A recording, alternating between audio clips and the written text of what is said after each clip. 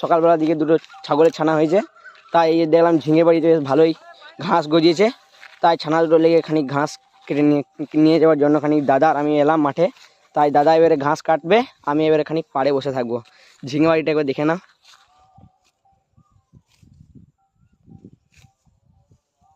দাদা ঘাস কাটতে লাগলো আর আমি দাঁড়িয়ে দাঁড়িয়ে দেখতে লাগলাম, কিন্তু আমাকে বেশ মজাই লাগছিল কারণ দাদা ঘাস কাটছে।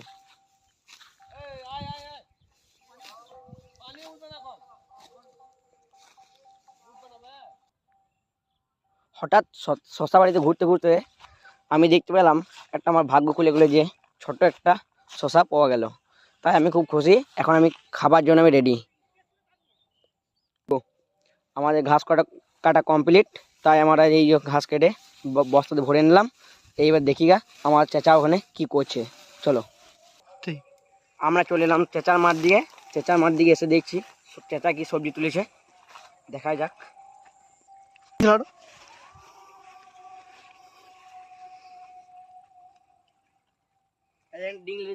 বলবি একটু বলবি এইখানে